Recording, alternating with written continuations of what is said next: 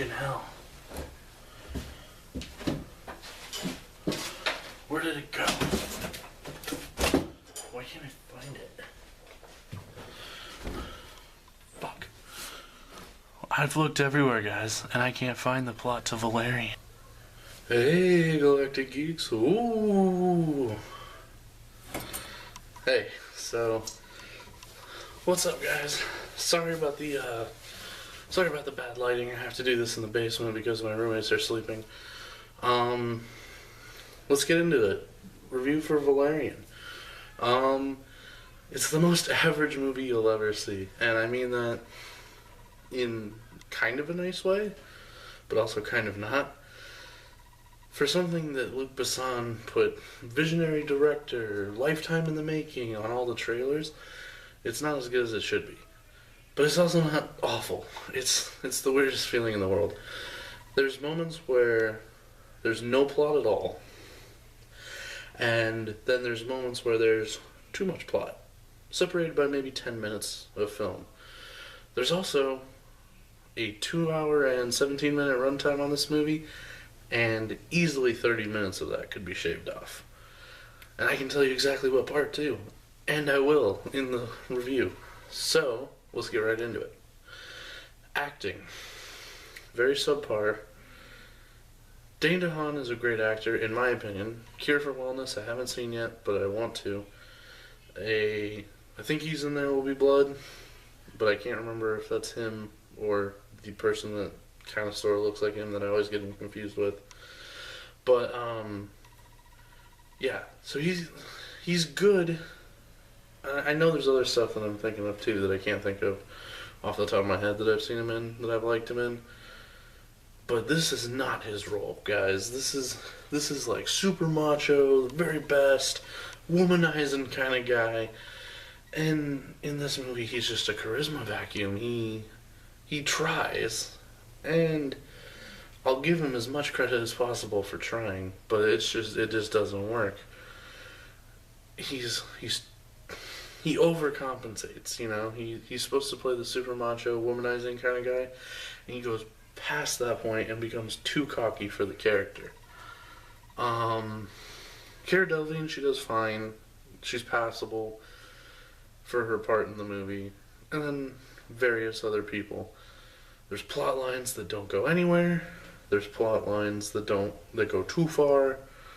And so the score, as my friend who I saw the movie with, Andy, one of them, Andy said, it sounds like a bunch of other scores from other, composers, all mixed together for convenience sake. And I tend to agree. It's not a visionary, never will forget this kind of score. It's just kind of there, and it's kind of bland, and when you do notice it, you're kind of like, ooh, that could be better. Alright, so let's get into spoilers for the film. Okay, so the plot that I can kind of follow, but I kind of can't. So Valarian and Laureline are partners, and apparently they have this giant history together where they've been partners and they're about to get, they're like in love or dating or off and on, whatever they are. And that's a major part of the movie, is pretty much like him finally telling her that he loves her and why he loves her and how he loves her, because he hasn't shown it before. He's just womanizing, going around getting different girls and stuff. And then he asks her to marry him out of nowhere, and then the whole rest of the movie he's kind of like, so you're gonna marry me? So you're gonna marry me? And then at the end she's like, I don't know, maybe. So we don't even really get the plot tied up for that. The first mission we see them on, they go to this market that's like in a different dimension. And some of the visuals for that are really cool. They're the ones where you see like the really tall cities, and then the things like on like hot air balloons kind of like flying between them. And like pretty good at parts. But then the next parts, it's awful. there's like a CGI kind of dog creature, and there's a couple shots where it just looks like completely rubbery. The CGI is just out of whack completely. That's another thing about this movie is the visuals are like some of the best visuals I've ever seen, and some of the worst visuals you've ever seen, and they're combined into one movie somehow. Not really sure how to describe it other than that. So then there's a whole plot point that we just don't pick up on again. He intercepts this like deal, and he takes an item from this guy, voiced by John Goodman, the guy with the double barrel guns in the trailer, and everyone's like, oh, they got John Goodman, it's probably going to be a big deal. Even the character in the movie says, I will find you, Valarian, and I will hunt you down, and I'll get you. Well, the extent of which he does that is he sends a dog creature after him, and then that's it. He says, no matter how far I go, no matter how you run, I will find you. Guess what? He's not in the rest of the movie. He doesn't show up. No consequences. So an entire plot point just dropped there. Spent the first 30 minutes on this guy. Just dropped. And believe it or not, that's not the 30 minutes of the movie that I think they could get rid of. So, then we find out about this planet that's been, like, destroyed. But there's some survivors, but there might not be survivors. But there are survivors, but they're not known to the planets yet.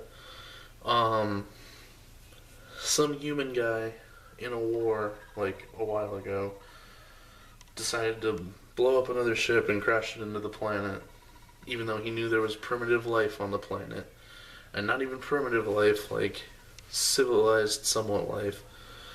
And so then that's what destroys the planet, and then they're hiding on the Alpha, which is like all the planets together. Good, this is our main storyline. You think it's going somewhere, right? Well, put that storyline on pause for about 30 minutes, because when Valarian's chasing these guys and then they disappear, he crashes his spaceship. So then we spend the next, 10 minutes having Cara Delevingne look for his crashed spaceship and find him. Once she finds him, what do you think they're going to do? You think they're going to get back together? They're going to go after these guys that he was chasing, because they kidnapped the commander of the base, who actually was the one who, sent the ship flying into their thing. And because they want to make another, mini version of their planet that's not going to be harmful to anyone, but we don't know that yet. Anyway, so they kidnap the commander, and they take him somewhere that they can't follow. And so once we get Cara Delevingne's character to catch up with Valarian, you think, alright, great, they're going to go after those guys, right? Nope, she gets kidnapped. And for some reason, there's a race of aliens on this giant system of planets that are all friends with each other. They aren't friendly. And they kidnap people and cut off their heads and feed them to their kings. So then, this is the 30 minutes that you can cut out. Valarian goes to a strip club where Rihanna is a shapeshifter, and we see a Rihanna strip show, but she doesn't actually strip. It's just, she's like a, shapeshifter, so she changes her outfits, and then she does a pole dance and stuff like that. Then she agrees to go help him because he says that he'll give her freedom because she's technically a slave at this point. Great. Whatever. So they go to save her, and they save her. And then Rihanna's character dies without being saved. And then she says, well, death is being saved in my culture because we don't have a true form, so blah, blah, blah, blah, blah. In other words, 30 minutes that we did not need in this movie. And you can tell, it sits there. It is not like a, boom, 2 hours. It's a, boom, 2 hours. Now, I know this review is getting a little long, and I didn't mean for it to be this long, but I still just want to explain to you guys that this is not a bad movie. There's just bad things in this movie. So then we finish up with the main plot. We meet up with these people. He's got her spirit trapped in him. Something, something, something. Whatever. Deus Ex Machina to make them understand what's going on. They build their little planet to themselves, and they shoot off into space, and everything's fine. Laureline and Valarian are on this little ship, and the whole movie he's been like, I'm going to take you to the beach for our honeymoon, and she's like, honeymoon comes after the marriage, and he's like, oh really, I didn't know that, and he actually didn't for some reason, somehow. So then, that's the end of the movie. They're floating, and she's like, well, maybe I'll marry you, and then they kiss, and it zooms out, and that's the end of the movie. There are minor things in there that are cool and stuff that I'm leaving out, but guys, this movie's just so average. It's scary and it hurts. But anyway, now I'm starting to ramble, so I'm going to stop. Watch out for the new series that I have starting this week. It'll probably be up Thursday or Friday, maybe Saturday, I don't know. But within the week. I'm recording this on like 3:30 in the morning on Wednesday. So this will be up like 10 a.m. Wednesday or earlier or whatever. Other than that, yeah. I'll see you guys in the next video. Woo!